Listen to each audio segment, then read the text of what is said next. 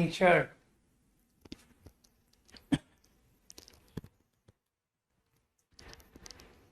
11, 12, 13। एक सेकंड सोचने दो यार मुझे। ये होमवर्क है ना? एक्सरसाइज कौन सी? 2 डिटर्मिनेंट है ना?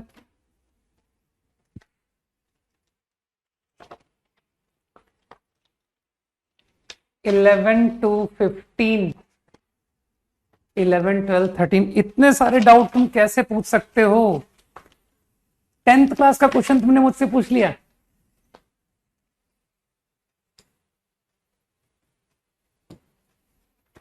To equation two unknown. तो जैसा स्कूल में सिखाते हैं वैसा ही करो। तुमको सॉल्व क्या करना है? x, solve for x।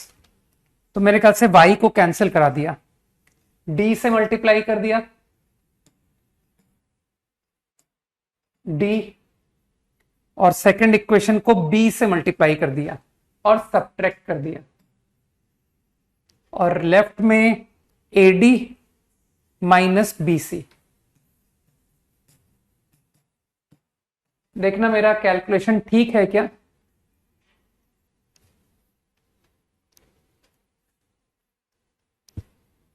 Correct, good, बढ़िया बात है रितेश, दिस इज फाइन। अब तुमको ऐसा अजीब सा नहीं लग रहा कि सर लोग सिंगल वेरिएबल में तो कैलकुलेशन कर नहीं पाते हैं और आपने 4 वेरिएबल दे दिए, ए बी सी डी सब अननोन, और एक्सपेक्ट क्या कर रहे हो कि तुम मुझे सबसे छोटी वैल्यू बता दोगे, है ना? तो तुमको लगता नहीं कि sir difficult the expression, easier the solution, है ना? ये तो हम इस बात को जानते आए हैं कि जितना देखने में सवाल टफ हो उतना आसान निकलता है। तो तुमको लगा नहीं कि सर इसको हिट एंड ट्रायल से करें क्या, कि काश ये हो जाए मिनिमम, काश ये हो जाए मैक्सिमम। सही है, तो चलो इसको मैक्स कराते हैं।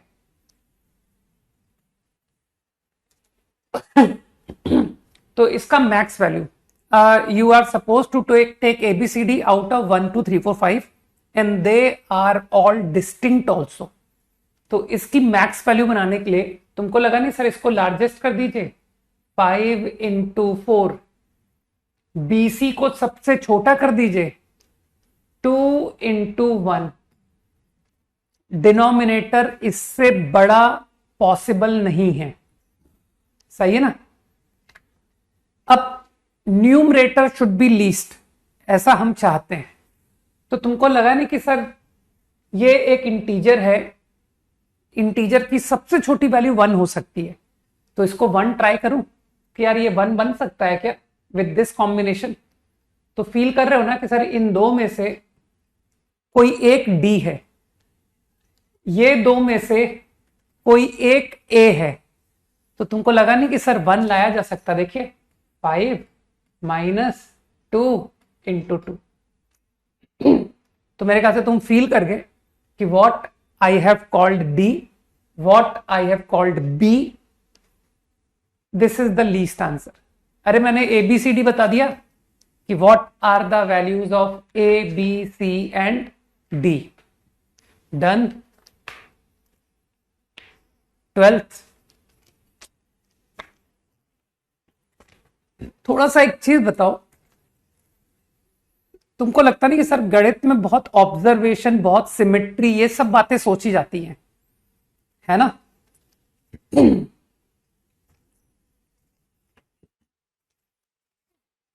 क्यों क्यों गणित पढ़ने वाले थोड़े शार्प ज्यादा हो जाते हैं? क्यों? क्योंकि कंसेप्चुअली तो स्ट्रांग होते ही हैं, क्योंकि कंसेप्ट के बगैर तो कुछ होना ही नहीं है। उसके बाद उनकी ऑब्जर्वेशन भी तगड़ी हो जाती है, वो चीजों को देख करके रिलेट कर लेते हैं खट से कि यार इसमें ये हो रहा है, इसमें ये पैटर्न दिख रहा है। तो ये BC और QR, CA और RP, AB और PQ को देख करके मन में आइडिया आया, विचार आया कि सर ABC बनाते हैं और इधर PQR बनाते हैं। तो जो फर्स्ट इक्वेशन है उसको ABC बनाने के चक्कर में तुमने AP से मल्टीप्लाई करा दिया, ए पी, इससे तुम्हारा दोनों बातें होल्ड कर गई। सही। सेकंड को तुमने, अरे C A plus R P equal to -1, उसको तुमने मल्टीप्लाई किया B Q,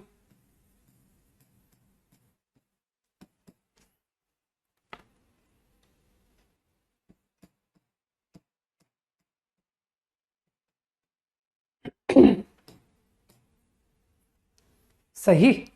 and third equation को तुमने किया सी इंटू आर, राइट।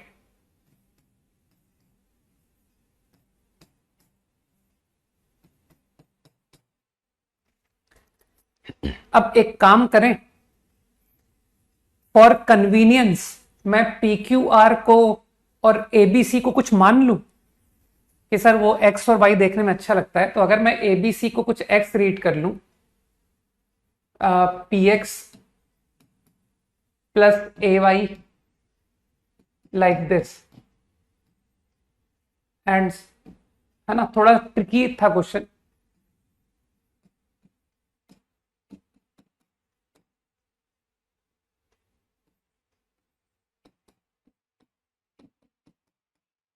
सही। अब मुझे बताओ, क्या तुम फील कर पा रहे हो? I want this set of equation two have common solution. इस तीनों इक्वेशन का मैं चाहता हूं कि एक कॉमन आंसर हो जो यहां से सॉल्व करके आए और इसे भी सेटिस्फाई करे, ऐसा मैं चाहता हूं। ठीक। अभी एक्चुअली हम लोग स्ट्रेट लाइन जस्ट बिगिन किए हैं ना। अगर तुमको स्ट्रेट लाइन मैं ऑलमोस्ट पढ़ा चुका होता ना, तो मैं यहां पर तुमको सीधा फॉर्मूला दे देता कि यार this is the condition for these three equation two have a common solution. ठीक। तो अभी तुमको थोड़ा कैलकुलेशन से बताना पड़ेगा मुझे कि इन दो का कॉमन आंसर निकालो, है ना। तो वो 10th क्लास के आइडिया से लिखवा दूं कि सर इसका कॉमन सॉल्यूशन तो हमको 10th में सिखाया था कि let us collect terms one side,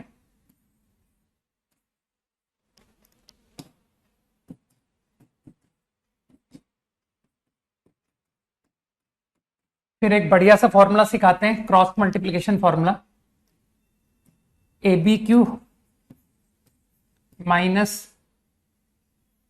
P a b is y upon p a q minus, कुछ गलत कर दिया ना, p b q is 1 upon, इसी के आगे लिख देता हूं, 1 upon this into this p b minus a q. अब क्या करोगे तुम? सर एक्स निकाला, वाई निकाला और इस थर्ड इक्वेशन में पुट कर दिया, तो that is the required condition. ठीक। और वो जो कंडीशन है, you will come to know कि सर वो जो कंडीशन आएगी ना, आप यहां से एक्स वाई निकाल के इसमें पुट कर दोगे, तो वो कंडीशन तुम्हारी मैच करेगी विद दिस कंसेप्ट कि सीधा अगर आपने ये डिटर्मिनेंट लिखा होता ना, एक्स वाई का coefficient constant, coefficient and constant, तो इस रिजल्ट से वो मैच कर जाएगा। समझ पा रहे हो बात? मैंने कहा ना, अभी अभी स्ट्रेट लाइन में थोड़ा सा वेट करो, वहां पर तुमको ये कंसेप्ट आता हुआ दिखेगा। ठीक है ना। इसको हम लोग concurrency of three straight lines बोलते हैं।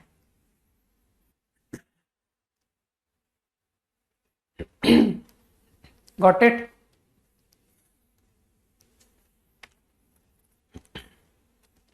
तो एक्स वाई ऑब्टेन करके पुट करने का रिजल्ट इस डिटर्मिनेंट के एक्सपेंशन से मैच करता है।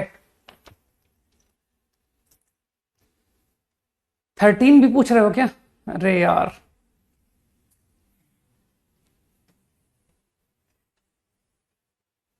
थर्टीन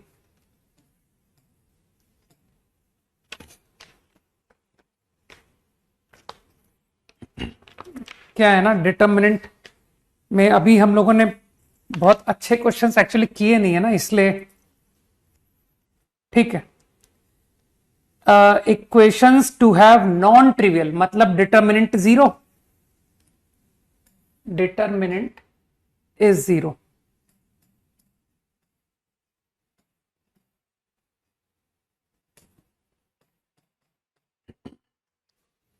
पहली बार में तो देखो थोड़ा सा तो टेंशन होती है ना, कि सर पहली बार नए नए आइडियाज देखने को मिल रहे हैं, लेकिन जब रिपीट होंगे तब तो लगाओगे ना कि हाँ सर कहीं ना कहीं हमने पहले लगाया था।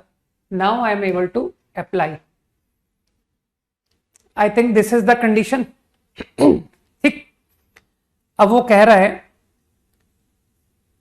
Product of values of t, है ना। अब थोड़ा सा तुम्हारा सा ऑब्जर्वेशन इंप्रूवमेंट एज्यूम कर रहा हूं मैं।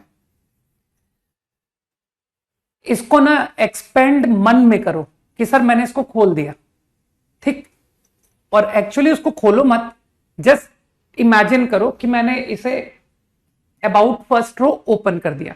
तो देख पा रहे हो a minus T into this minus this into this, ऐसे ही खोलते हैं ना। तो क्या तुमको दिखा कि सर t का highest coefficient T cube power, sorry t की हाईएस्ट पावर t3 आ रही है, और वो इधर से आ रही है दिस। इसके बाद तुम नोटिस करो कि sir there is no t cube, है ना। तो अगर मैंने डिटरमिनेंट को खोल दिया तो I find this into this minus T cube. ठीक, इसके आगे तुम कुछ भी मत करो कि सर इसके आगे कुछ आ रहा है। मान लो कि वैसे तो तुम समझ जाओगे कि सम टी स्क्वायर एक पॉलिनोमियल टी में खुल रहा है कि नहीं। This into this minus this into this minus b this into this minus this into this plus c this into this minus this into this. तो क्या तुमने इसको आइडेंटिफाई किया कि ये कुछ टी में पॉलिनोमियल आ रहा है, like this plus some constant. ये बात समझ में आई या नहीं बताओ मुझे। Able to understood this idea और नॉट, कि by expanding determinant I get something like this. ठीक,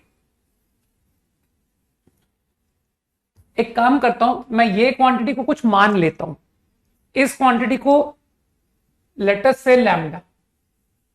ठीक, अब मानते हो कि बाय एक्सपेंडिंग डिटर्मिनेंट ये एक टी में क्यूबिक बन गया, टी में क्यूबिक। ठीक, अब अगर ये टी में क्यूबिक है तो इसके 3 रूट्स होंगे, से t1 से t2 से t3, ऑल ओके। अब वो तुमसे क्या पूछ रहा है, वो तुमसे कह रहा है प्रोडक्ट ऑफ रूट निकालो। तो product of root is what, t1 t2 t3 बराबर lambda equal to plus lambda. नहीं, मैं पूरा खोलने में इंटरेस्टेड नहीं हूं, अभी देखते जाओ, बात को ध्यान से समझो। यहां तक क्लियर कि सर आपकी प्रॉब्लम का आंसर लैम्डा होगा। ठीक, अब मुझे बताओ ये जो पॉलिनोमियल है और ये जो डिटर्मिनेंट है ये दोनों सेम है कि नहीं। कि सर ये पॉलिनोमियल यहां डिटर्मिनेंट के फॉर्म में लिखा हुआ है लेकिन ये दोनों सेम है। तो तुमको याद नहीं है, मैंने एक पॉलिनोमियल के कांस्टेंट को निकालना तुमको सिखाया था। मैंने इनफैक्ट तुमको पॉलिनोमियल का कोएफिशिएंट ऑफ एक्स निकालना सिखा रखा है, कोएफिशिएंट ऑफ एक्स स्क्वायर निकालना सिखा रखा है। कुछ याद आ रहा है कि हाँ सर कुछ बातें, कुछ दिमाग में कुछ लग रहा है कि सुना सुना सा लग रहा है कि आप जो कह रहे हो, है ना।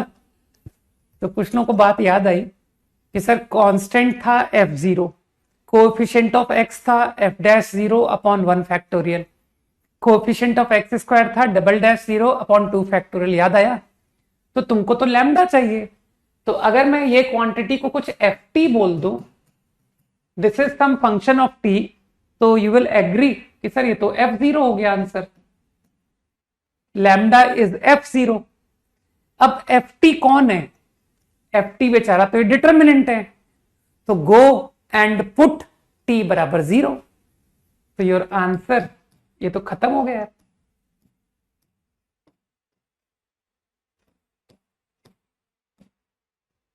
डन। सोचो, product of root is equal to answer. सोचो सोचो।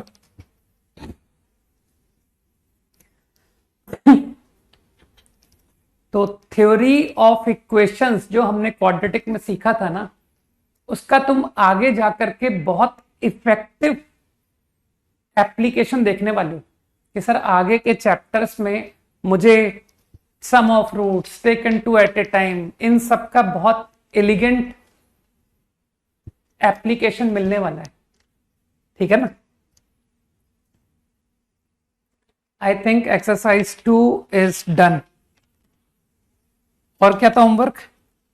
जेई मेंस, जेई मेंस था ना होमवर्क, है ना? ठीक है, 99.95 है ना?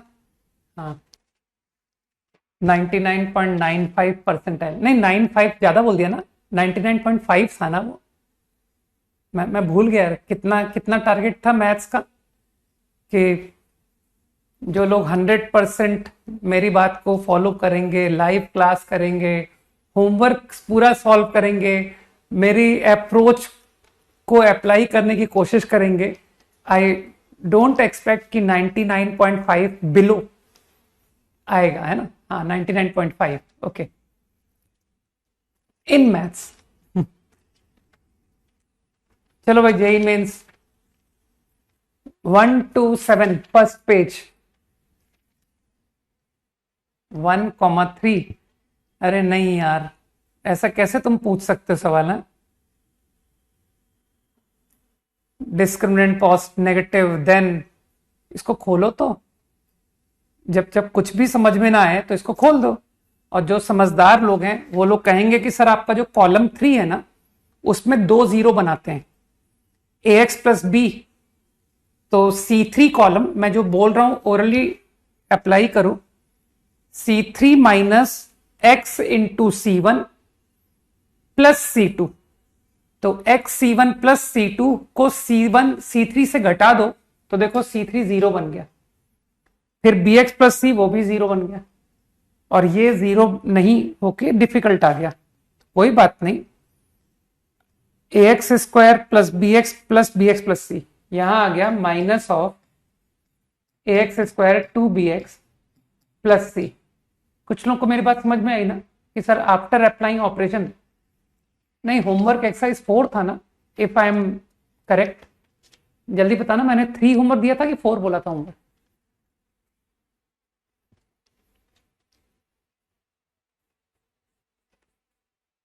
अरे रेगुलर स्टूडेंट कौन है क्लास का, वो बताए। एक्सरसाइज 4, हाँ ठीक है। चलो, ये बेचारे कभी कभी घूमने आ जाते हैं, भ्रमण पे आ जाते हैं, इनको यही नहीं पता कि घूमने के लिए पार्क में जाते हैं ना कि किसी क्लास में जाते हैं, ठीक है ना? घूमने के लिए पार्क में जाया करो, ऑक्सीजन मिलेगी। और इस क्लास में तो तुम जानते हो कि सर ऑक्सीजन का उल्टा हो जाएगा एकदम, नहीं, जहर की तरह है ये क्लास, जो लोग घूमने आते हैं, ठीक है, पॉइजनस क्लास है ये। तो मेरे ख्याल से अब इसको एक्सपेंड कर लो यार, अबाउट दिस, नहीं तो इसके अबाउट तो AC माइनस बी स्क्वायर, तो जो लोग समझदार हैं उनका आंसर ये आ गया, इनटू, बहुत ज्यादा लल्लू क्वेश्चन पूछा था तुमने, ठीक है। हाँ, नेक्स्ट कौन सा पूछा है? 3 and 5। 3 तो डिक्टेट करके हो जाएगा। तुमने सुना होगा कि जब A GP में होता है तो log AP में होता है, ऐसा तुमने सुना है ना? ठीक, एक काम करो, C2 माइनस C1 लगाओ, ठीक, तो देखो log इन AP, तो मानते हो सर वो C2 माइनस C1 सब कॉमन डिफरेंस D बन गया, D, log an plus 1 minus log an। कुछ लोग समझ गए मेरी बात को। अब इसी तरह से C3 पर लगाओ C3 माइनस C2, तो सर ये भी DDD आ गया। दो कॉलम आइडेंटिकल, आंसर 0। फोर्थ मैं बता नहीं पाऊंगा, और फिफ्थ इजी है ना। करो, खुद के एफर्ट करो कि एक सवाल तो तुम अपने दम पे करोगे, ठीक।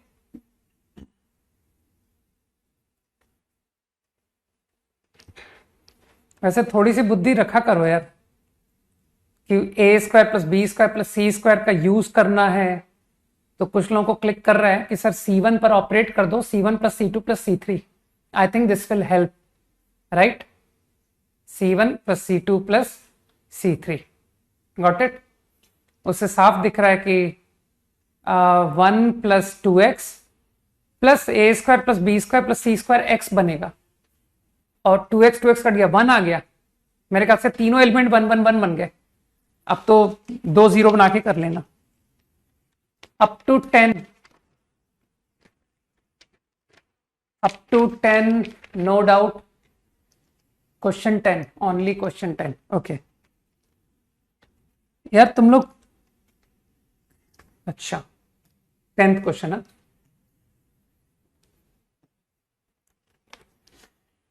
a plus 1 b plus 1 c minus 1। तुमने नोटिस किया कि sir a plus 1 b plus 1 c minus 1 पहले डिटर्मिनेंट में कॉलम में लिखा हुआ है। तो यार तुम भी कॉलम बना दो इसको। रो कॉलम इंटरचेंज कर दिए मैंने, डिटर्मिनेंट रिमेन्स अनचेंज।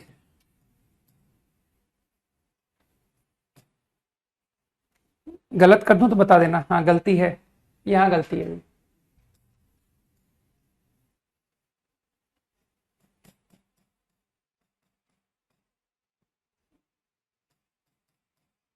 कुछ नजर आया कि सर अब ये क्वेश्चन बनने के लग रहा हो जाएगा, ठीक। अब मानते हो कि जो पहला डिटर्मिनेंट है, अभी भी उसके साथ में एक छोटी सी प्रॉब्लम है कि सेकंड कॉलम थर्ड कॉलम, ये मेरा सेकंड कॉलम होता काश, और ये मेरा थर्ड होता। ऐसा तुम चाहते हो ना, तो जो तुम चाहते हो ना वो कर लिया करो कि सर इसे बनाओ सेकंड और इसे बनाओ थर्ड। तो क्योंकि दो इंटरचेंजेस हुए हैं, इसलिए डिटर्मिनेंट अभी भी सेम रहेगा।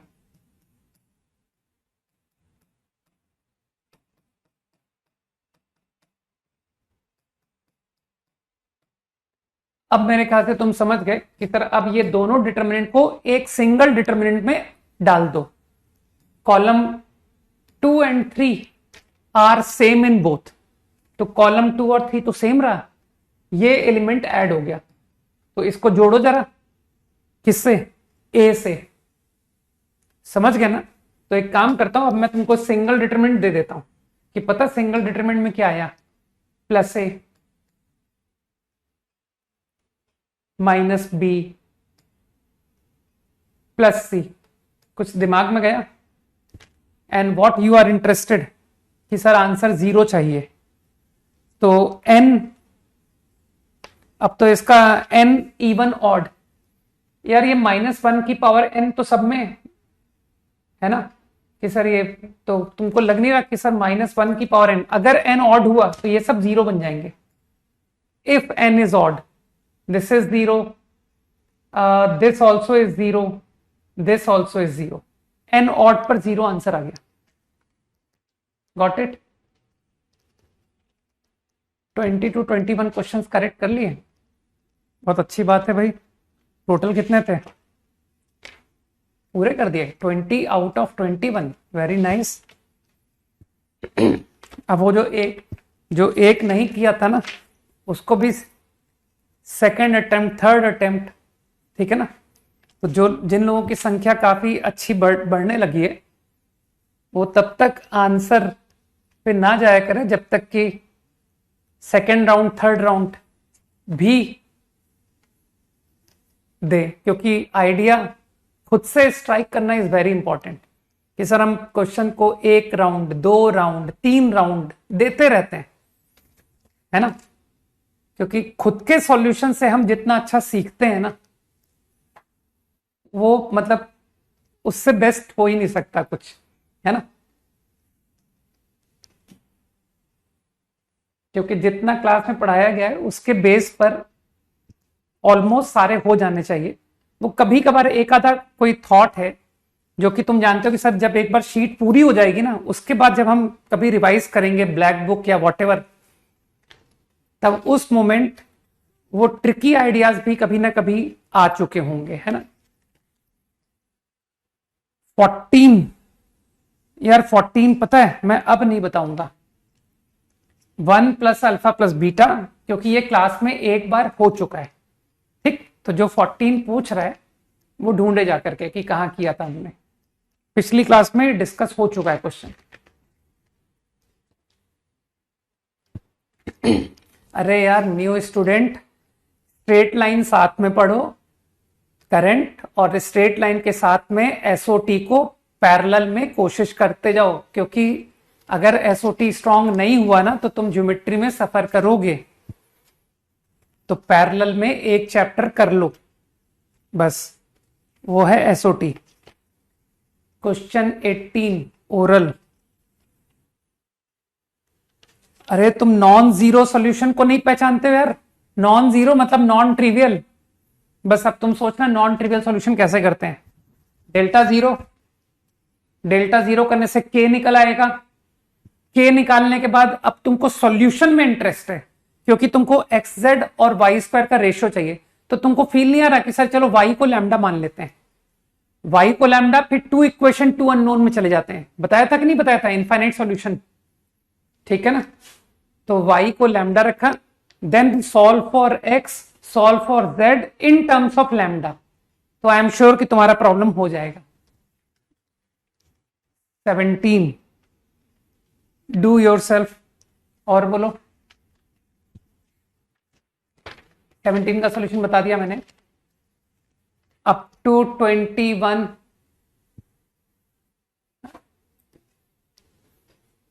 ठीक है अभिनव, बढ़िया स्कोर है। सुधांशु 19।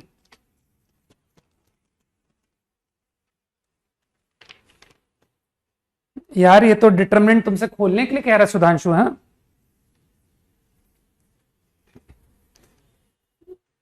ये तुम कैसे मुझसे डाउट पूछ सकते हो कि सर ये तो ओरल हो रहा है। या तो रो पर अप्लाई कर दीजिए या कॉलम पे अप्लाई कर दीजिए, ठीक है ना, दोनों से हो रहा है। R1 goes to R1 plus R2 plus R3। तो R1 का हर एलिमेंट 5x माइनस 4 बन गया। 5x minus 4 common, 1 1 1, make 2 zeros, expand. समझ गए। इसीलिए कहता हूं थ्योरी में आगे ज्यादा मत बढ़ो। जिनको थ्योरी ज्यादा आती है उनके साथ दिक्कत होती है कि सर थ्योरी में तो हम आपसे बहुत आगे हैं, सवालों में आपसे बहुत पीछे हैं। ठीक, तो इसलिए कम पढ़ो, कम। तुम्हारे पेरेंट्स सुन लेंगे तो कल से तुम्हारी क्लास अटेंड करना बंद करा देंगे कि यार ये कैसा टीचर से पढ़ रहा है मेरा बेटा। वो कह रहा है, टीचर कह रहा है कि कम पढ़ो। फिर उसके आगे का स्टेटमेंट कंप्लीट कर देता हूं, ज्यादा सॉल्व करो, ठीक है ना। तो जिसने मैथ्स का ये क्या कहते हैं उसे, अमृत ज्ञान, ठीक है ना, प्राप्त कर लिया, वो मैथ्स में राइज कर गया कि सर मैथ्स का ज्ञान यही होता है, कम पढ़ो ज्यादा करो, ज्यादा सॉल्व करो, ठीक है। लास्ट क्लास में आई थिंक मैंने कोई प्रॉब्लम तो घर के लिए दिया नहीं था, है ना। तो I can directly start now. तो थोड़ी सी डेफिनेशंस पहले मैं क्रिएट कर देता हूं।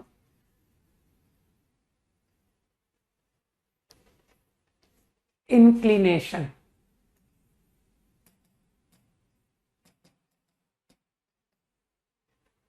वैसे मैंने तुमको कैलकुलस पढ़ाई थी, रिमेम्बर?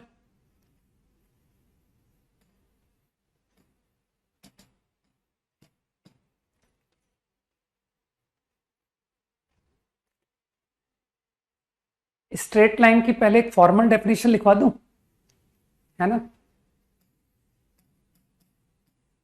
चलो एक डेफिनेशन लिखो यार, हटाओ।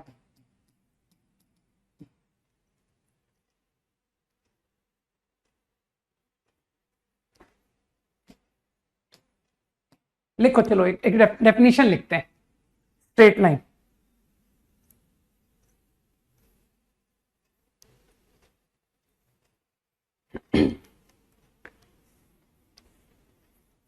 सोचने दो क्या लिखूं।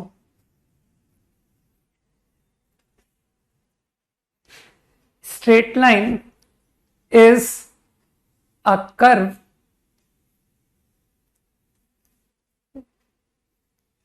straight line is a curve such that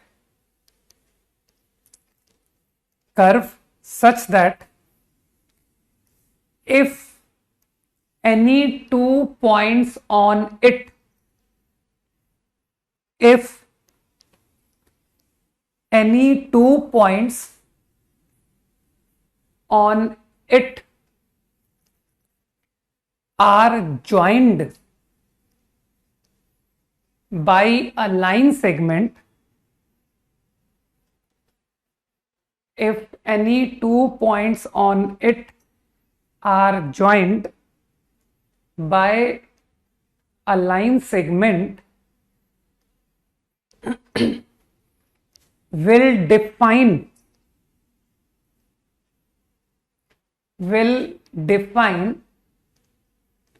a unique direction, will define a unique direction.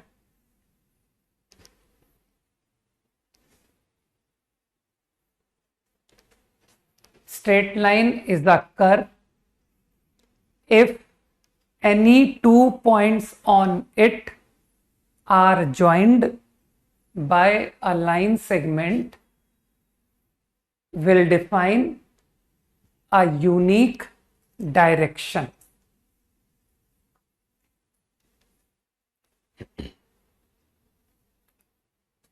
Any 2 points on it are joined by a line segment will define a unique direction.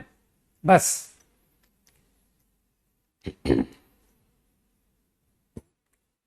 तो मेरे ख्याल से यहां डायरेक्शन से क्या मतलब है, line segment का डायरेक्शन को वो क्या कहना चाहता है ना? तो वो ये कहना चाहता है कि angle which it makes with x axis, है ना? कोई भी स्ट्रेट लाइन पर अगर तुम कोई 2 पॉइंट ज्वाइन करो, this point and this point, तो इस सेगमेंट का डायरेक्शन का मतलब हुआ जो ये पैरेलल टू एक्स एक्सिस के साथ एंगल बनाएगा। सही है ना? तो मैंने ये सेगमेंट का एंगल एक्स एक्सिस के साथ कुछ बना। मानते हो अगर तुम कोई दूसरा पॉइंट भी लेते कि यार मैंने तो एक पॉइंट ये लिया है और एक पॉइंट ये लिया है, तो भी लाइन सेगमेंट का एक्स एक्सिस से एंगल सेम रहेगा, ठीक? जबकि ऐसा तुम देख पाओगे कि other than straight line it will not happen. If it is like this, अगर कुछ ऐसा कर्व हुआ तो तुम इमेजिन कर पाओगे कि I joined 2 points by segment, तो इसको एक्सटेंड करके एंगल दिखा रहा हूं, दिस इज द एंगल। सही है ना? And if you join any other 2 points, कि ये पॉइंट और ये पॉइंट, तो यू कैन सी कि सर एंगल डिफरेंट है। समझ में बात आई?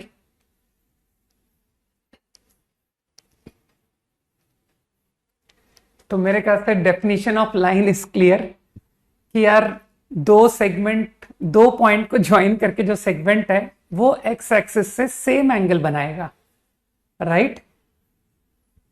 इतनी सी बात।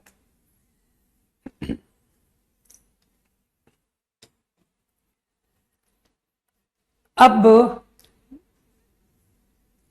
इंक्लिनेशन ऑफ लाइन, हालांकि ये मैं पढ़ा चुका हूं पहले भी, लेकिन एक बार और रिपीट हो रहा है कि किसी लाइन का इंक्लिनेशन क्या है। Angle which that line makes with x axis, makes with positive x axis. खुद लिखो ना यार, angle which the line makes with positive x-axis, angle which the line makes with positive x-axis. तो I think this is the inclination, ये है inclination, ठीक? तो positive x axis से एंगल मेजर होगा। और तुम तो जानते हो कि सर एंगल मेजर करने के ट्रिग्नोमेट्री में हमें बताया गया है कि दो तरह से मेजर किया जाता है एंगल, एक एंटी क्लॉकवाइज, एक क्लॉकवाइज। तो अगर मैंने पॉजिटिव एक्स एक्सिस से एंटी क्लॉकवाइज मेजर किया तो ये पॉजिटिव साइन के साथ लिया जाएगा। मान लो ये 60 डिग्री है तो आंसर 60 होगा। और अगर किसी ने कहा कि यार मैंने तो ये एंगल मेजर कर दिया कि यार ये तो 120 है, तो आंसर -120 होगा।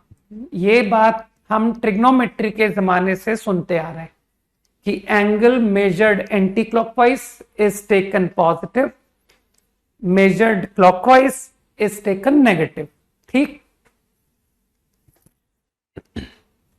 इसी तरह से मान लो कि sir line is like this, मान लो,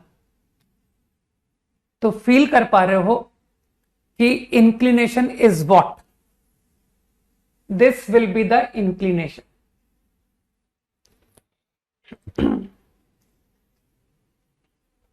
ठीक है? अरे भाई सिद्धार्थ तुम लकी हो यार, स्ट्रेट लाइन स्टार्ट ही हुआ है लगभग, समझ रहे हो? ओके, तो I guess this point is clear. तो इंक्लिनेशन समझ गए, फाइन।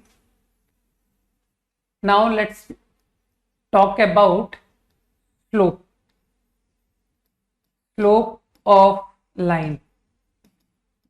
किसी स्ट्रेट लाइन का स्लोप क्या होता है? अच्छा, इंक्लिनेशन के बारे में मैं तुमको एक बात और बता देता हूं। वैसे तो देखो, इंक्लिनेशन को किसी रेंज में हम नहीं कह सकते, मतलब थीटा बिलोंग्स टू आर, इसमें कोई शक नहीं है कि आप इंक्लिनेशन का आंसर 365 डिग्री बोल सकते हो, ठीक? लेकिन मैं प्रैक्टिकल बात करता हूं। मैं कहता हूं कि यार मेरे को एक छोटा इंटरवल दो ना, जिससे कि आपकी सारी straight lines x y plane की कवर हो जाए। I am interested in that interval, fine. तो तुमको लगता नहीं कि सर अगर मैं चाहता हूं कि every possible straight line get covered, तो उस पर्पज से you only take inclination in interval 0 से पाई इज सफिशिएंट। समझो,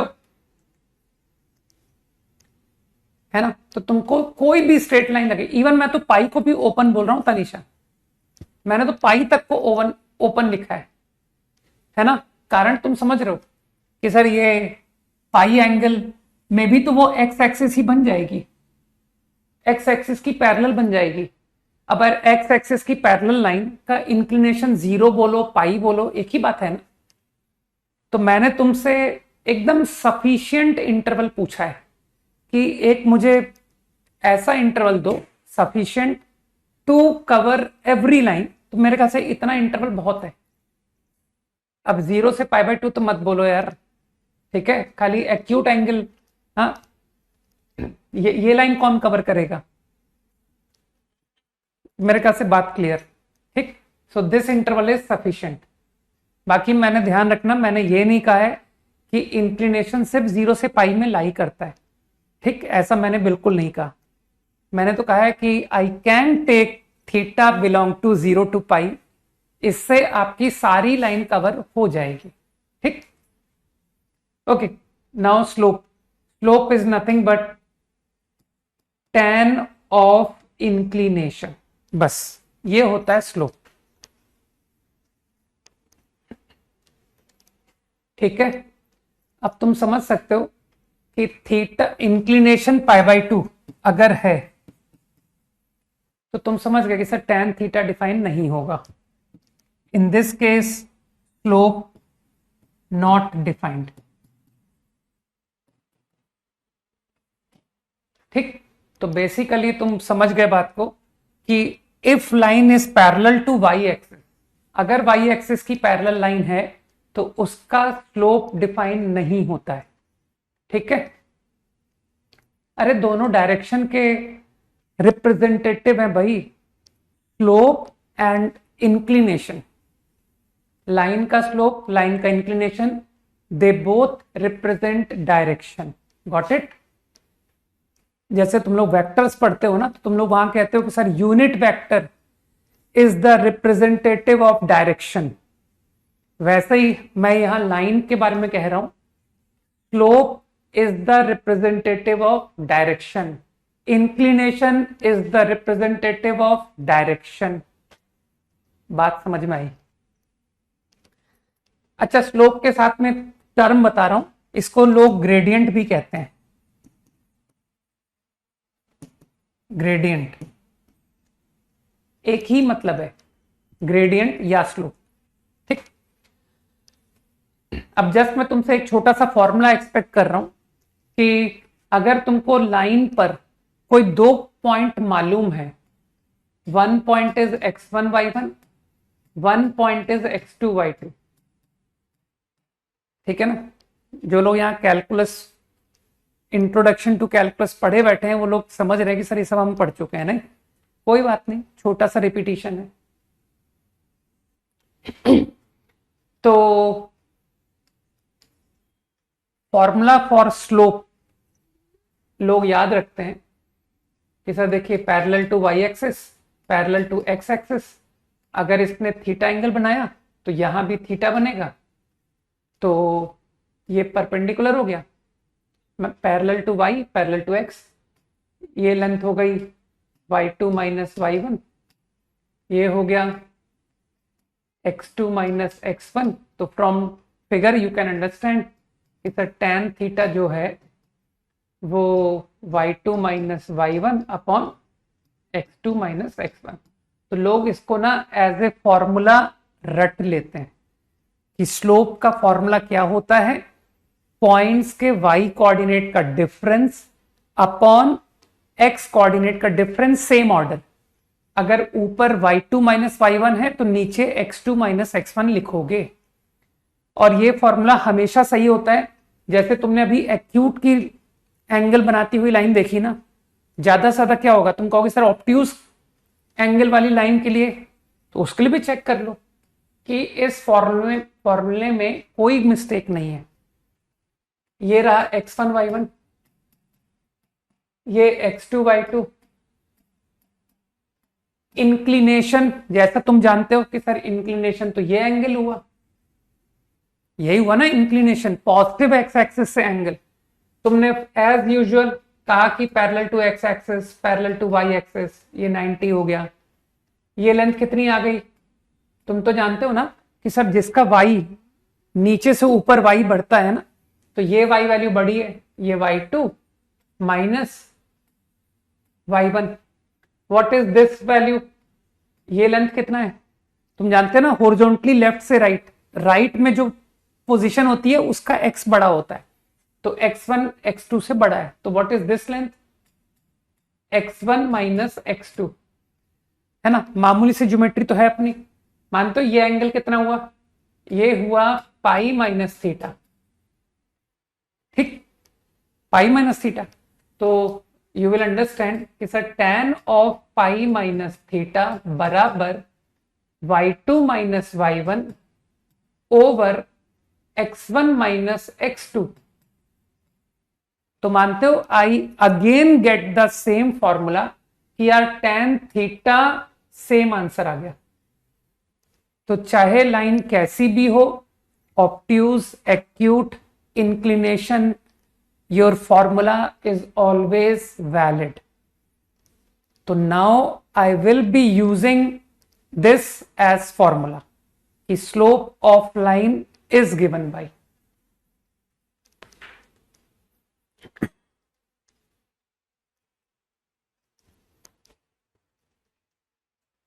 क्विकली।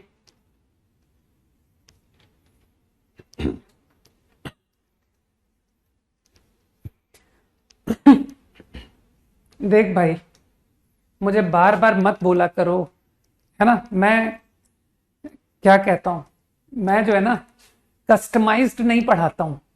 मेरे साथ प्रॉब्लम यही है, ठीक है, कि अकॉर्डिंग टू कि कोई कि सर हम लोग ज्यादा लेवल के नहीं है ना। मैं सबको एक जैसा ट्रीट करते हुए एक जैसा पढ़ाता हूं, ठीक।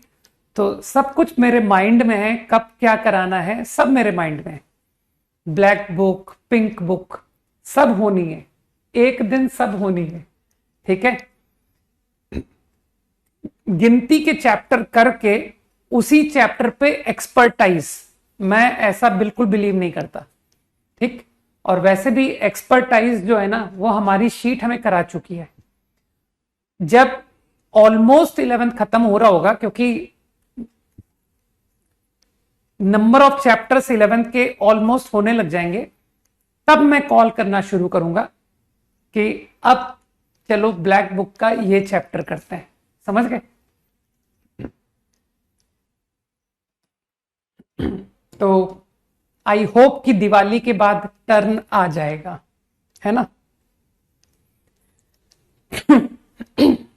एंड लेट्स होप कि कहीं बीच में मुझे फील हो कि यार बहुत पढ़ लिया है ना, बहुत थ्योरी पढ़ा पढ़ा के बोर हो गए, चलो थोड़ा बीच में डिस्कशन उठा लेते हैं।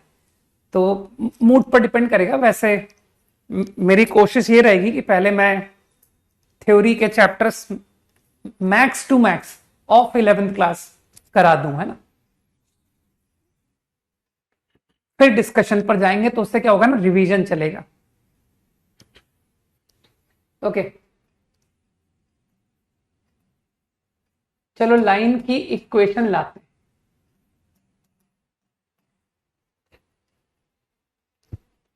अब थोड़ा एकदम बेसिक से सोचना।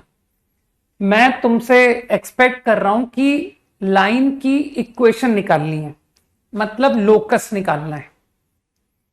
तो एक यूनिक लाइन, एक यूनिक लाइन के लिए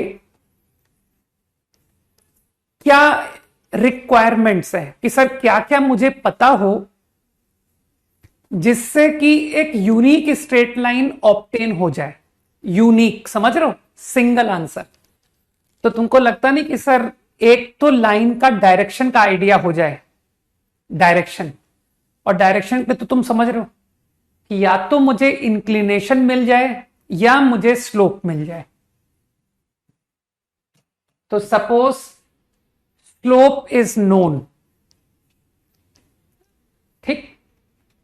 अगर मुझको स्लोप मालूम है, तो अगर स्लोप मालूम है तो मानते हो कि यूनिक लाइन नहीं आएगी कि सर ये तो सेम स्लोप की तो बहुत सारी लाइंस होती है, ठीक। नहीं, चिंता मत करो, दिवाली तक में पूरा 11th क्लास का सिलेबस नहीं खत्म हो पाएगा, है ना। इतना भी हम लोग फास्ट नहीं है।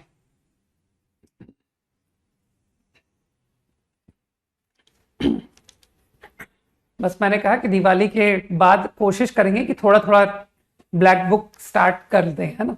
बस अब बातें बंद करो और चुपचाप जो बता रहा हूं उस पर कॉन्सेंट्रेट करो, ठीक है। तो आई थिंक यू अंडरस्टूड कि सर दिस इज गिवन से मुझे इनफाइनाइट लाइंस मिल गए, लेकिन कम से कम इतना तो क्लियर हुआ ना कि सर एक स्पेसिफिक डायरेक्शन पता पड़ गया, है ना। स्लोप के थ्रू मुझको एक डायरेक्शन का ज्ञान हो गया कि सारे लाइंस ऐसे होंगे, राइट।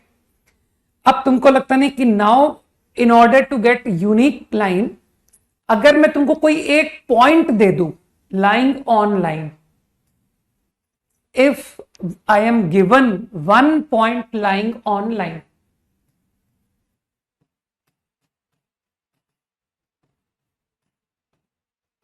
मुझे लगता है कि अब यूनिक आंसर मिल जाएगा, क्योंकि तुम जानते हो कि ये पैरेलल लाइंस हैं और सेम पॉइंट को दो डिफरेंट पैरेलल लाइन कंटेन नहीं करती है।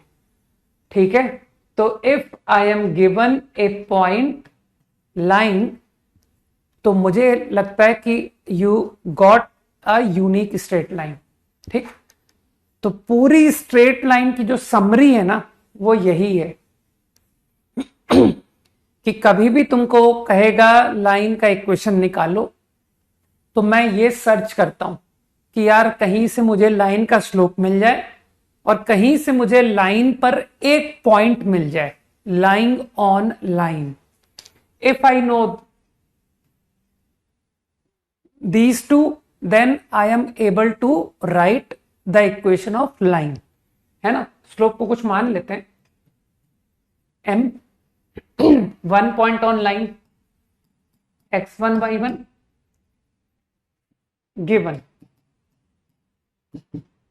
इतना इंफॉर्मेशन मुझे मालूम है। चलो अब लाइन की इक्वेशन लिखते हैं। ठीक, अब तुम लोग समझदार हो कि सर लाइन की इक्वेशन का मतलब है लोकस, है ना, लोकस का आंसर करना। और तुम लोकस तो तुम जानते हो कि सर लोकस तो एच के होता है। आपको इस कर्व की इक्वेशन लिखनी है, मतलब locus of all points which lie on it. तो ऐसी सिचुएशन में तुम जानते हो कि कोई एक जनरल पॉइंट यहां पर मान लेना चाहिए, तो लेट इट बी एच के।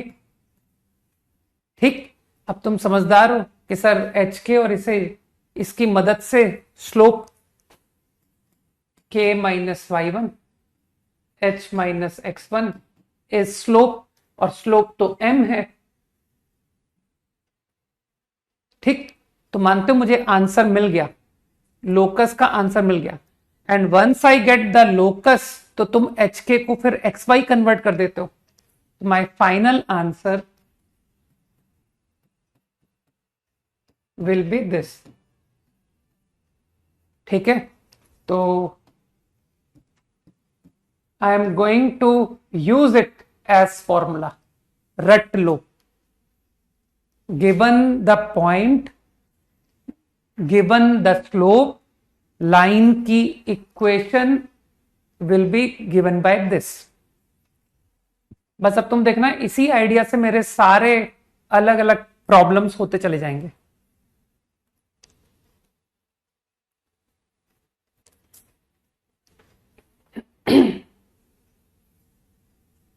इसको तुम लोग वैसे तो नाम से जानना इतना इंपॉर्टेंट नहीं होता, इसको हम कहते हैं पॉइंट स्लोप फॉर्म।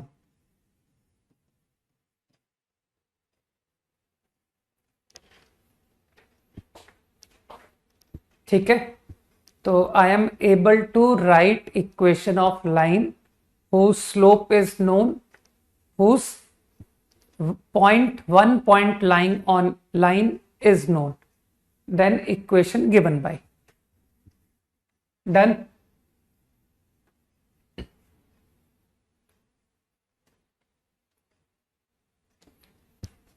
चलो कंटिन्यू करते हैं, छोटे छोटे फॉर्म्स हैं। 2 पॉइंट फॉर्म, हालांकि नाम से कोई नहीं पूछेगा तुमसे कि लाइन की 2 पॉइंट फॉर्म क्या होती है। अगर मैं तुमको कोई 2 पॉइंट दे दूं, given 2 points lying on straight line, let's say x1 y1 comma x2 y2, तो मुझे बताओ अगर कोई 2 पॉइंट लाइंग ऑन लाइन दिए गए हैं, तो डोंट यू थिंक कि एक यूनिक स्ट्रेट लाइन मिलेगी? आराम से सोचो कि हाँ बिल्कुल सच बात है ये।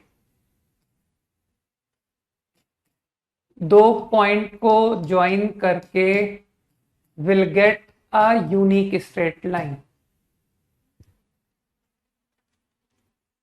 तो I am interested to write its equation. Equation लिखने जा रहा हूं, तो मैं एक काम करता हूं, मैं वो पॉइंट स्लोप फॉर्म से तुमको सीधा आंसर दे देता हूं कि सर पता है इसका मेरे को स्लोप का फॉर्मूला आता है। इस लाइन का स्लोप आपका मालूम है क्या होगा? y2 minus y1 x2 minus x1। तो अभी अभी जो हमने सीखा है उसकी मदद से खत्म करो कि लाइन की equation is containing x1 y1 and having slope. तो ये सब कुछ रटने की जरूरत नहीं है। अब तुम्हारे में से कुछ लोग पता है कंफ्यूज जाएंगे, कहेंगे कि सर यहां आपने y माइनस y2 यहां x माइनस x2 क्यों नहीं लिखा? तो लिख लो, आंसर सेम ही है। समझ गए?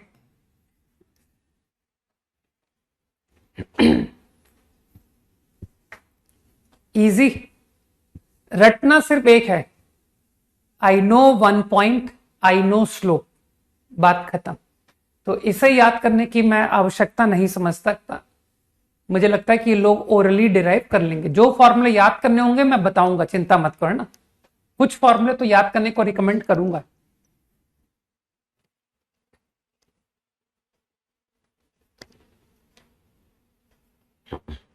इजी,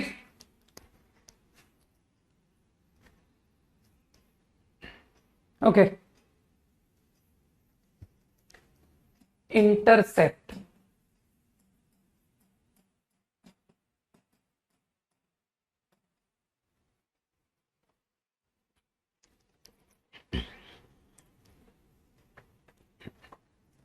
अब तुमको पहले समझना पड़ेगा कि what is the meaning of intercept of line on coordinate axis.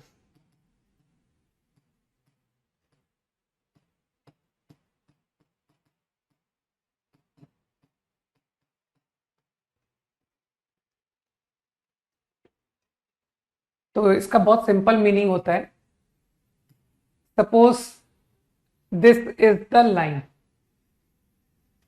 तो point where line intersect X axis, ये जहां एक्स एक्सिस को कट करेगी, मान लो कि दिस इज -2,0 मान लो। तो ये जो -2 है ना, ये इसका एक्स इंटरसेप्ट कहलाता है। इंटरसेप्ट ऑन एक्स एक्सिस या x intercept on x axis, that will be -2, line का एक्स इंटरसेप्ट। इसी तरह से मान लो ये 0,1 है, point where it intersect y axis, तो ये जो वैल्यू है ये इसका वाई इंटरसेप्ट कहलाता है, या फिर इंटरसेप्ट ऑन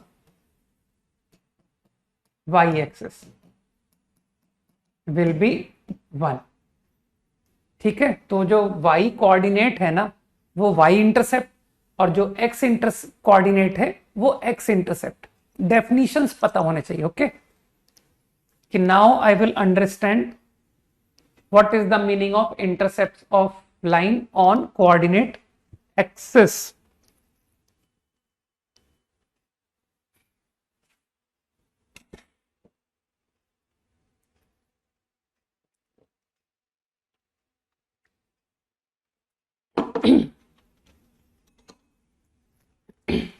अब बात को जनरलाइज करते हैं। अगर मुझको गिवन है लाइन का x intercept is given is a y intercept, समझ पा रहे हो, लाइन का इंटरसेप्ट ऑन एक्स एक्सिस,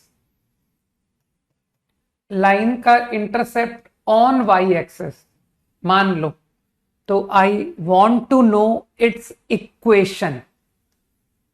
तो जो समझदार लोग हैं वो कहेंगे कि सर ये तो 2 पॉइंट फॉर्म हो गया, आपका एक्स इंटरसेप्ट ए होने का मतलब है point on line is a, 0, y intercept b होने का मतलब है point on line is 0, b।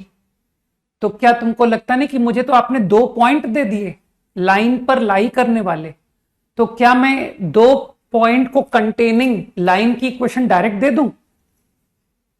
y minus B X minus 0 slope b minus 0 upon 0 minus A. तो थोड़ा इंटरेस्टिंग आंसर है, इसको रीअरेंज करते हैं, है ना। तो अगर मैं इसको थोड़ा रीअरेंज करूं, A Y plus B X is A B, तो हम लोग इसे आगे डायरेक्ट एज फॉर्मूला रटेंगे, x upon A y upon बी इज 1।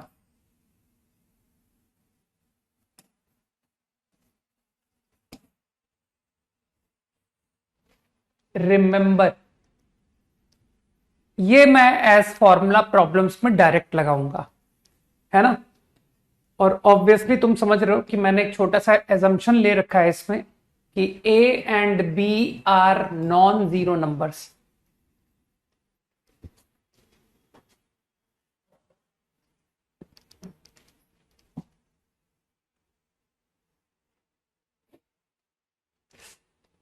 तुम्हारी बात पर क्या करूं मैं चंदन?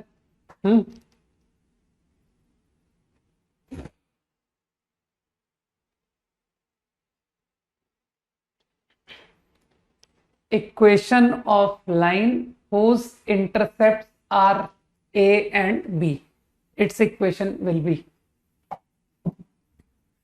तो ये फॉर्मूला डायरेक्ट इस्तेमाल होगा, ठीक है। डन।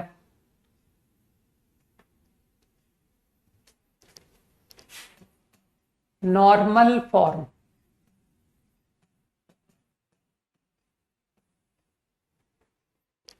अब ये थोड़े से इंटरेस्टिंग फॉर्म्स आते जाएंगे, ठीक है। ये थोड़ा अच्छे क्वेश्चंस में यूज होने वाला आइडिया है। बाकी चिंता मत करो, जब हम एप्लीकेशन करेंगे ना तब हमको सब दिमाग में जाएगा।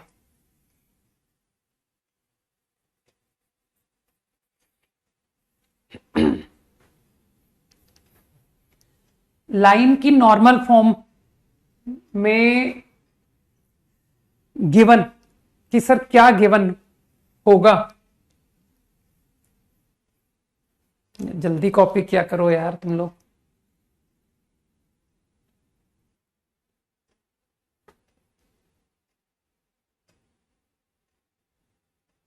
ठीक, आई एम, मुझको दिया गया है perpendicular distance of line from origin.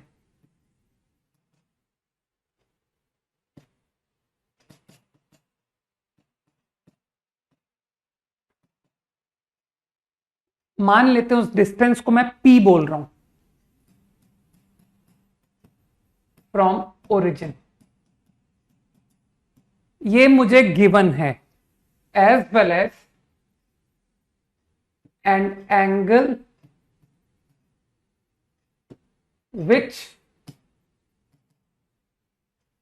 Perpendicular, यार ये परपेंडिकुलर का सिंबल यूज कर दिया मैंने, आगे से मैं शॉर्ट में परपेंडिकुलर ऐसे लिखूंगा, है ना, makes with positive x axis से अल्फा। तो एक बार गिवन क्या है उसको पहले समझ लो। लाइन का ओरिजिन से परपेंडिकुलर डिस्टेंस पता है, और वो जो परपेंडिकुलर है ना वो पॉजिटिव एक्स एक्सिस से अल्फा एंगल बना रहा है, ठीक। तो लेट्स सी कि इतनी इंफॉर्मेशन होने से क्या एक यूनिक लाइन मिलेगी तुमको, है ना। तो तुम लोग तो काफी समझदार हो, तुम कहोगे कि सर बिल्कुल मिलेगी। आप एक काम करो, अल्फा एंगल मान लो ये रहा कि सर ये है अल्फा एंगल, सही। एक्स एक्सिस से अल्फा एंगल बनाता हुआ मैंने दिया। अब मानते हो कि सर इसकी लेंथ भी नोन है, ये जो आपने अल्फा एंगल पर बनाया है इसकी लेंथ p है, ये p लेंथ, मतलब तुमने ओरिजिन से एक p लेंथ का सेगमेंट बनाया अल्फा एंगल पर, तो वो एक यूनिक सेगमेंट मिलेगा। अब जो तुम्हारी लाइन है, तुमको लगता नहीं कि सर लाइन इसकी परपेंडिकुलर होनी चाहिए, तो क्या एक यूनिक स्ट्रेट लाइन मिली कि नहीं मिली?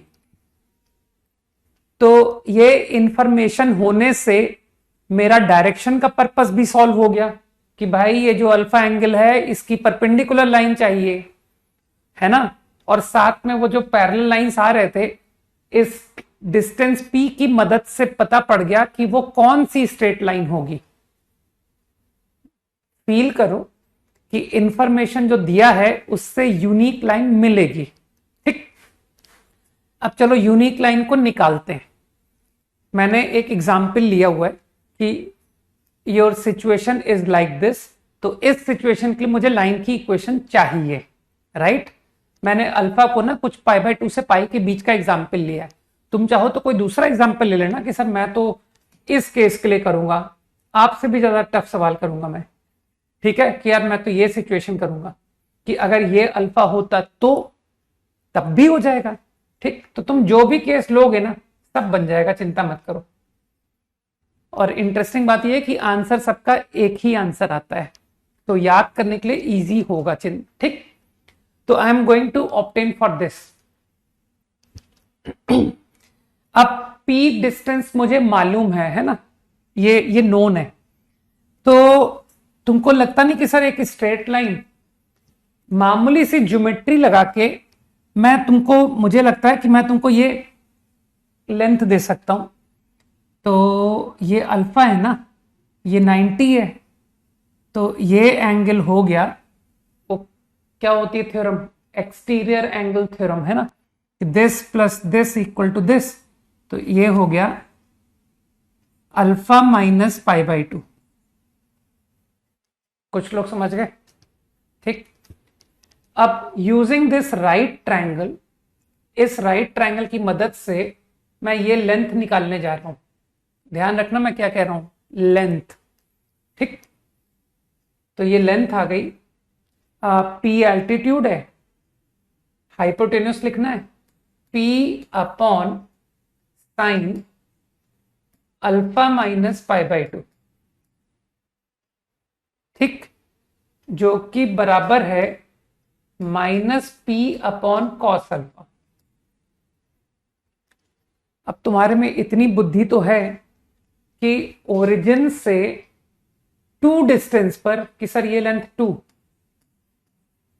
है ना, पर जो कोऑर्डिनेट होगा, ये जो कोऑर्डिनेट है (0), ये 2,0 थोड़ी होगा, ये -2,0 होगा। इतनी अकल है ना, ठीक। तो इसका मतलब है ये जो कोऑर्डिनेट होगा ये है p अपॉन कॉस अल्फा, (0). आराम से सोचो कि यार -p अपॉन कॉस अल्फा ये डिस्टेंस है, तो ये +p अपॉन कॉस अल्फा, (0) कैसे हुआ। आराम से सोचना, तुमको जवाब मिलेगा, ठीक। नाउ अब मेरा इंटरेस्ट है ये लेंथ में, है ना। तो कई लोग समझ रहे कि मैं करने क्या जा रहा हूं, मैं इंटरसेप्ट्स निकाल रहा हूं और फिर इंटरसेप्ट आने के बाद सीधा इंटरसेप्ट फॉर्म से आंसर ला दूंगा।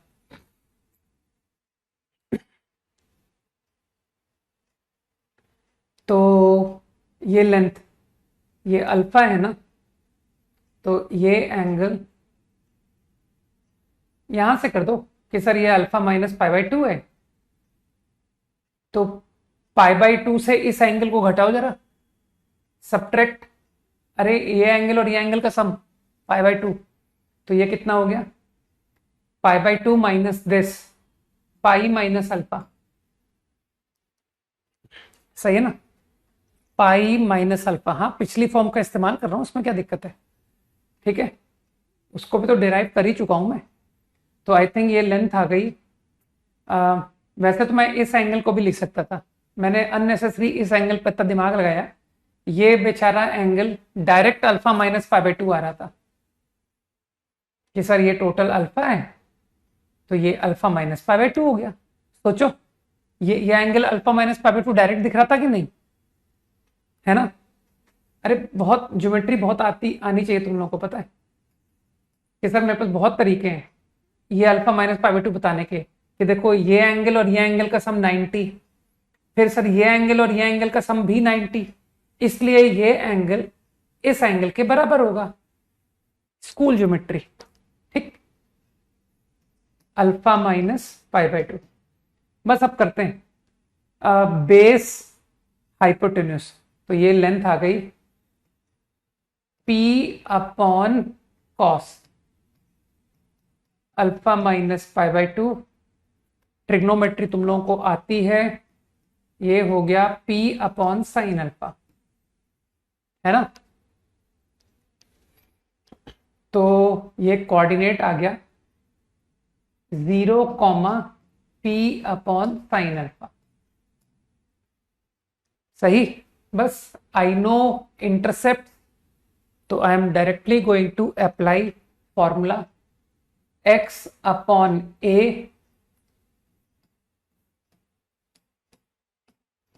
y upon b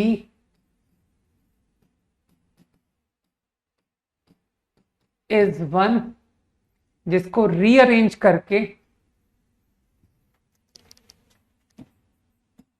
x cos alpha y sin alpha is p, रट लो। Now I will use as formula, तो मुझे परपेंडिकुलर का एंगल पता है x एक्सिस से, मुझे परपेंडिकुलर डिस्टेंस ओरिजिन से पता है, तो लाइन की equation I will directly right using formula, क्योंकि मैंने डिराइव की है तो मुझे पूरा हक है यूज करने का। ये कहलाता है नॉर्मल फॉर्म, लाइन की इक्वेशन इन नॉर्मल फॉर्म।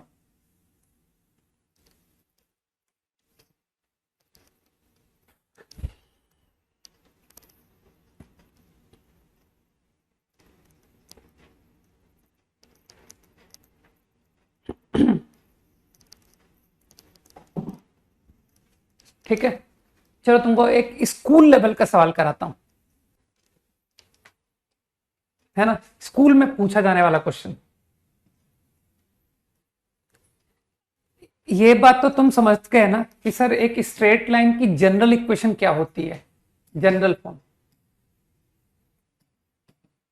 किसी भी लाइन का इक्वेशन कैसा होता है देखने में जनरली, तो I think you will understand कि सर स्ट्रेट लाइन की equation is like this, x और वाई में लीनियर इक्वेशन होती है ना। ये सब 10th में पढ़ के आए हो, बाकी अब तुम कह सकते हो कि सर आप इतनी सारी फॉर्म्स जो हमें दिखाते जा रहे हो, उन इक्वेशन को रीड करा हमने, तो वो सारे इक्वेशन इस फॉर्मेट के आ रहे हैं, contain x contain y constant. तो एक्स और वाई में लीनियर फॉर्म की इक्वेशन है स्ट्रेट लाइन की, दिस इज द फॉर्मेट, ठीक।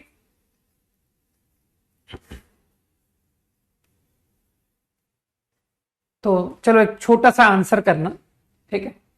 हालांकि मैं तुमसे यहां पर एक बात और एक्सपेक्ट करना चाहता हूं, चलो तुमको उसकी बात कर ही लेते हैं। अगर तुमको लाइन की इक्वेशन कोई दे, तो तुमको उस इक्वेशन को देखते ही स्लोप पहचानना आना चाहिए कि sir I am given a equation like this, या कुछ भी देगा वो, एक लीनियर इक्वेशन स्ट्रेट लाइन है, तो तुमको स्लोप डायरेक्ट फॉर्मूला कि क्या मैं लाइन की इक्वेशन को देखते ही स्लोप बता सकता हूं, तो मैं उसका आंसर कर रहा हूं। तो your slope of line is तुम क्या किया करो, लाइन की इक्वेशन को सारे टर्म्स वन साइड ले आओ, कांस्टेंट एक्स वाई सबको एक तरफ ले आओ, इक्वल टू 0। तो पहले मैं तुमको फॉर्मूला रटवा रहा हूं, minus coefficient of x upon coefficient of Y.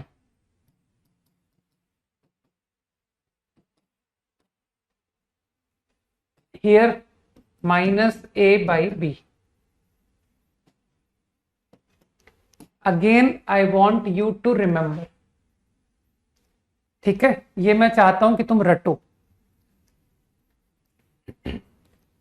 तुम किसी भी एग्जाम्पल में चले जाओ ना यार, तुमने लाइन की इक्वेशन क्या सिखाई थी मुझे कि sir y minus y one m x minus x one, यही थी ना सबसे जनरल फॉर्म। हर लाइन की इक्वेशन इस आइडिया से डिराइव होती है कि नहीं होती है? तो तुमको लगता नहीं कि सर आपने जो सिखाया उस फॉर्म में लिखो, इसको सारे टर्म एक तरफ ले आओ,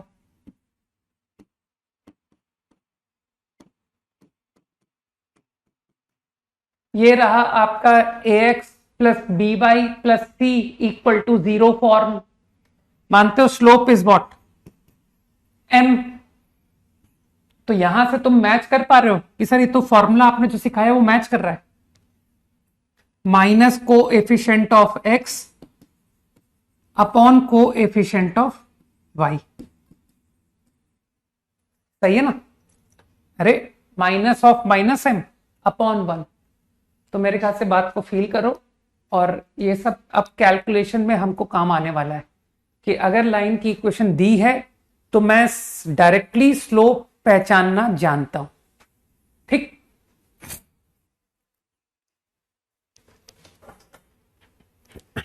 दिस पॉइंट इज क्लियर। चलो मैं अपनी बात से भटक गया, मैं तुमसे कुछ सवाल पूछने जा रहा था, ठीक है? वो स्कूल का क्वेश्चन कराने जा रहा था ना, ठीक है? Now you are given a line,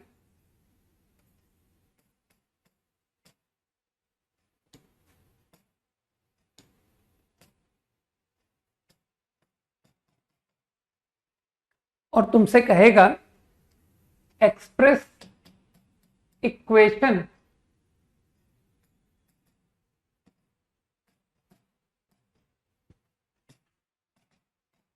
in normal form.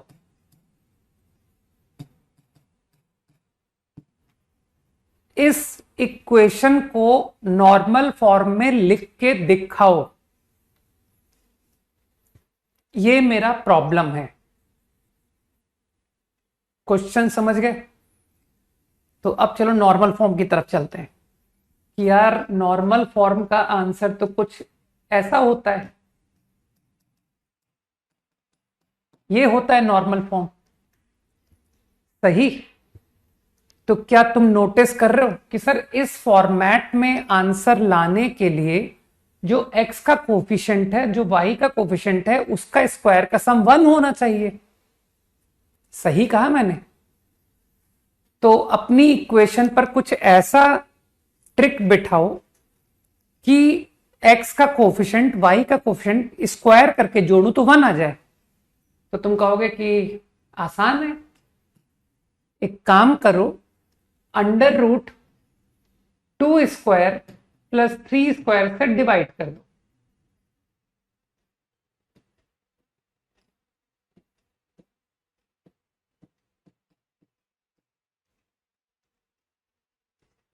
सही है ना? कुछ याद आया कि sir A X plus A sine X plus B cos Y वाला कंसेप्ट चल रहा है, ये है ना? तो आई डू लाइक दिस। मेरे ख्याल से ये मैनिपुलेशन में किसी को कोई तकलीफ नहीं कि हाँ ऐसा कर सकते हो, क्या दिक्कत है? I divided.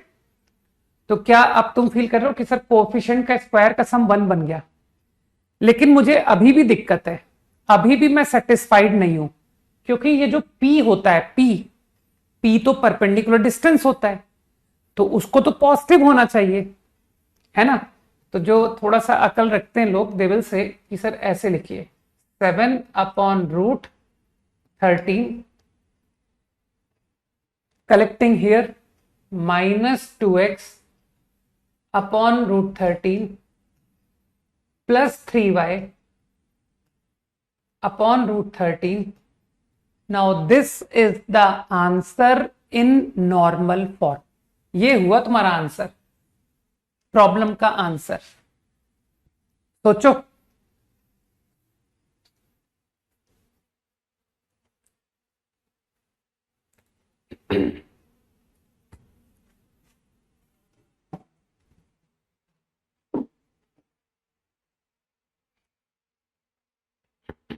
सही है।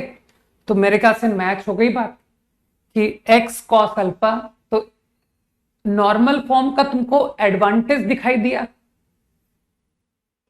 कि if I know the normal form, line की इक्वेशन को नॉर्मल फॉर्म में लिखने से जो परपेंडिकुलर है उसका कॉस अल्फा साइन अल्फा दोनों निकल आए। देखो ध्यान से कि sir cos alpha -2/√13, sine alpha 3/√13, as well as distance of point, distance of origin from line, sir वो रहा 7/√13। अरे तुमको आंसर मिला कि नहीं मिला, बस इतना बताओ कि ये इक्वेशन इससे टैली हुई कि नहीं, बस इतनी बात समझा दो। फिर उसके बाद घर पर इस बारे में विचार करना कि y² + 3² under root i divided y है ना। बस तुम तो ये सब y छोड़ो, तुम तो बस इतना समझा दो मुझे कि ये आंसर और ये आंसर ठीक है कि हाँ सर हो गया, टैली हो गया, ठीक। बस अब घर पर y का जवाब सोचना है ना, जो मुझसे जानना चाह रहा है कि y divided by 2² + 3² under root, ठीक है ना।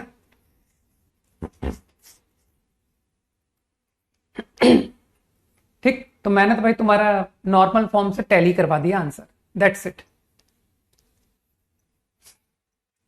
ठीक, so this is what normal form is.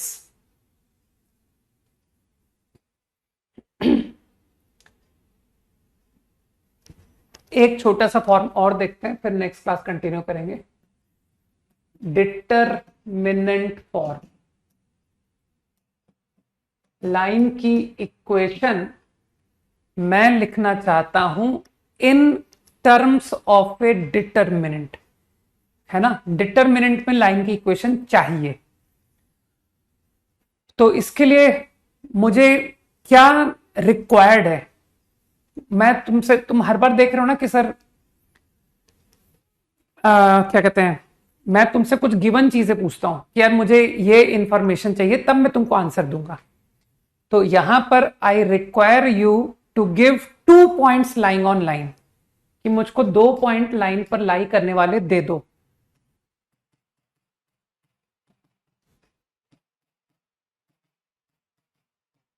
Lying on line से x1 y1 and x2 y2, ठीक। Now I am going to write equation of line in terms of determinant.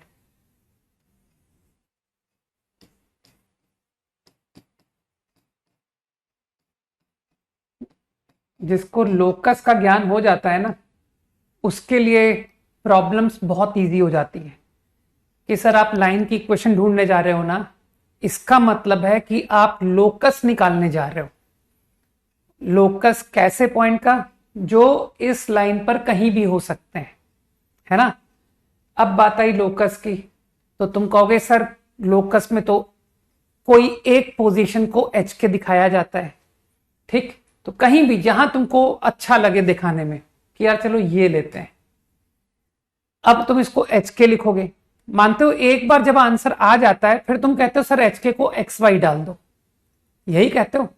तो अगर मैं थोड़ी सी हैबिट यहां डिस्टर्ब कर दूं कि यार क्यों मुझसे 2 लाइन खर्च कराते हो, अगर मैं इसको डायरेक्ट एक्स वाई लिख दूं चलेगा, ठीक।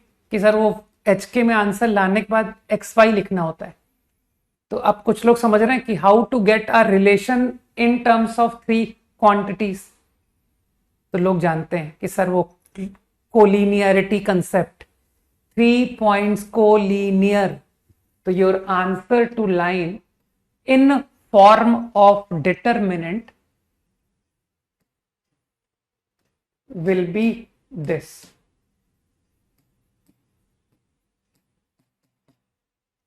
Easy? अरे मैथ से आसान सब्जेक्ट कुछ भी नहीं है ना? बिल्कुल बगैर पढ़े लिखे, बगैर कुछ सोचे समझे कोई भी पढ़ा सकता है। और वहीं बाकी सब्जेक्ट पे देखना कुछ पढ़ना पड़ता है, कि इतनी थ्योरी होती है कि भूल जाते हैं लोग, कैसे रिटेन कर सकते हैं। और गणित एकदम सबसे लाइट है ना। और तुम लोग भी देखना कि सर हम लोग एकदम सबसे लो रिवीजन करते हैं इस सब्जेक्ट का, फिर भी सवाल बनते चले जाते हैं। रिवीजन की आवश्यकता सबसे कम तुमको इसी सब्जेक्ट में पड़ेगी। इजी। चलो अब होमवर्क देता हूं ना। Homework is from determinant only, ठीक है, सिर्फ डिटरमिनेंट से होमवर्क है। आई थिंक जेईई एडवांस्ड, सिर्फ एडवांस के क्वेश्चन करने, बस ओनली 14 क्वेश्चंस आर देयर। थोड़ा सा सिस्टमैटिक चलने तो मुझे, है ना, क्योंकि मैं नहीं चाहता कि अभी ट्रिग्नोमेट्रिक इक्वेशन की तरह कोई और टॉपिक भी सफर कर जाए। तो कल का होमवर्क सिर्फ और सिर्फ exercise 5, sorry not 4, exercise 5 determinant.